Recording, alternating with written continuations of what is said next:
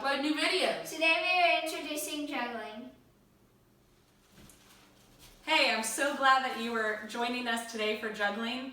I was excited about this lesson because I have some friends of mine who are watching and have been looking out for this video. So just a shout out real quickly to all of my juggling club back when I was in 5th and 6th grade in Duri, Indonesia, where we learned how to juggle, and our juggling teacher, Mr. Tim Chalice, who I know is watching as well.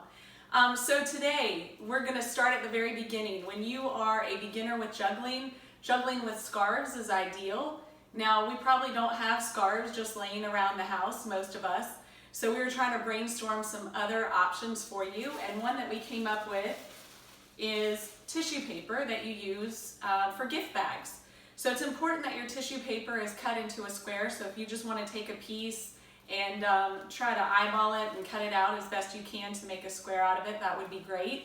If you don't have tissue paper at home, you could always take plastic bags and maybe cut those up into 3 equal sized pieces.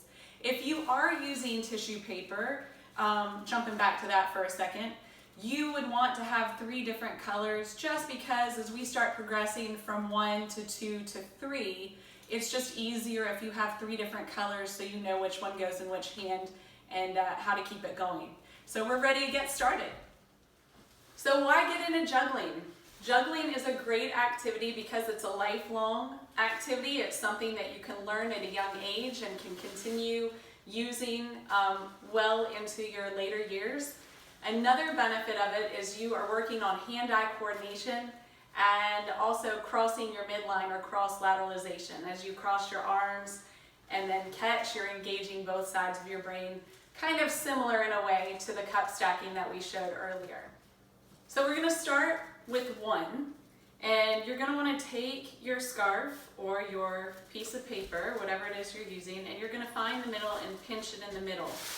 I tell my kids you want to make a ghost out of it. So go ahead and do that. Good job.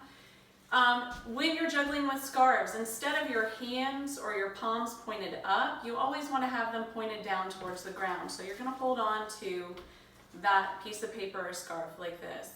You're going to put it in one of your hands and you're going to cross your body with it to the opposite side and toss it up just a little and then catch it with your opposite hand.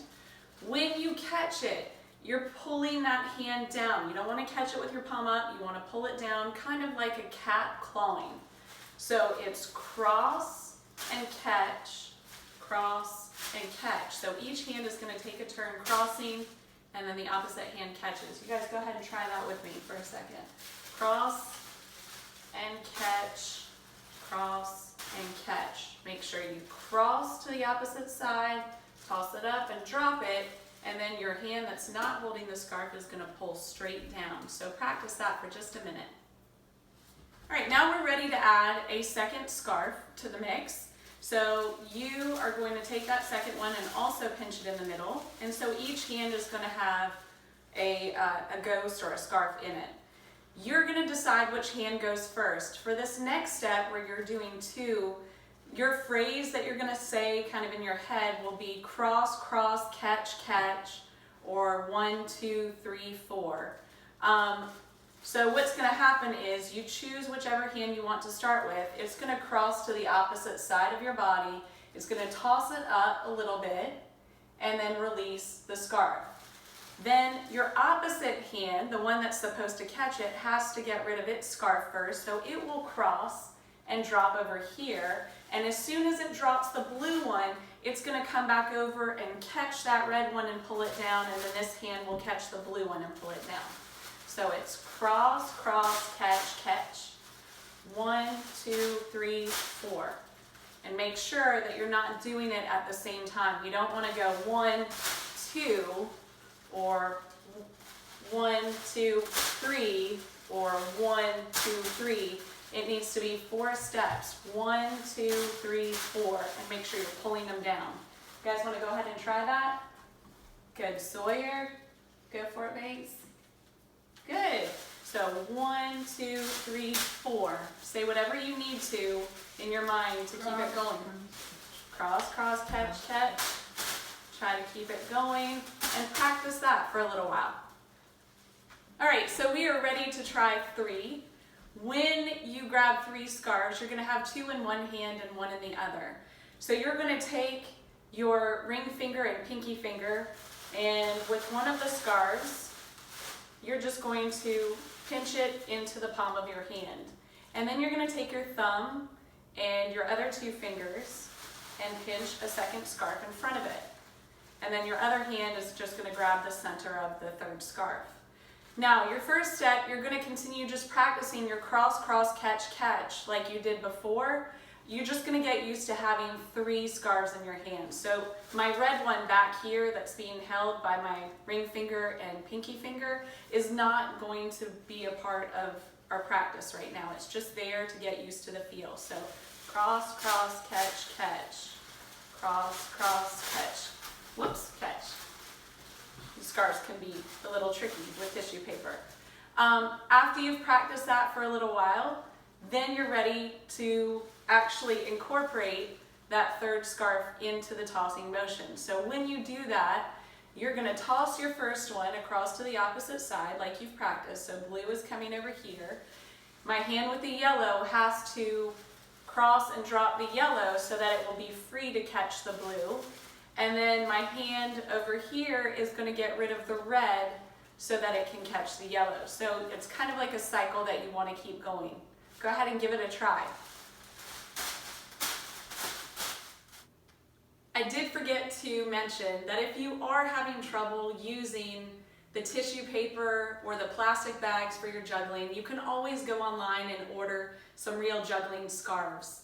We're going to go ahead and practice for just a minute so that you can see the juggling cycle continue as we go. And you'll notice that when we're tossing the scarves up, we're tossing them up to a level high enough that we give ourselves enough time to react, to get our hands ready and in place to catch and then toss again.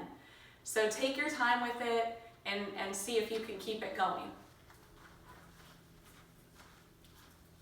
You'll also notice that we're trying to keep the scarves out in front of us as we juggle. You don't want to get it behind you or toss way too high that it's all over the place for you. We hope you have a great time practicing this juggling with scarves. If you get really good at it, you can move on. Normally, in a regular progression from scarves, you would go to bean bags, and then from bean bags to balls. One thing you need to consider if you are switching over to the next level of juggling is that unlike with scarves where your palms face down, when you use bean bags or balls, your palms are facing up. And then you can even progress further from that and get into rings and some other neat juggling equipment. So good luck and enjoy. If you have a younger sibling who wants to participate in juggling too, but is not quite ready for multiple scarves, you can do an activity with them where you teach them how to find the center of the scarf and pinch it to make that ghost, and then they can practice tossing the scarf up and trying to catch it on different body parts. For example, you could toss it up and try to catch it on your shoulder. You guys want to go ahead and try that? And then you could toss it up and try to catch it on your elbow, or toss it up and try to catch it on your back.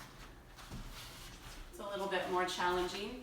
Toss it up and try to catch it on your thigh, or catch it on your foot, or kick it back up and see if you can pick it up, or start on one foot and kick to the other foot. Or you can have them toss it up in the air, catch it on their head. You could toss it up in the air and see if you can spin around one time and catch it, or spin, clap and catch it. It's not easy. Or you can come up with your own activities to practice as well. If they get really good with their dominant hand, you can have them to try to do some of these with their non-dominant hand as well.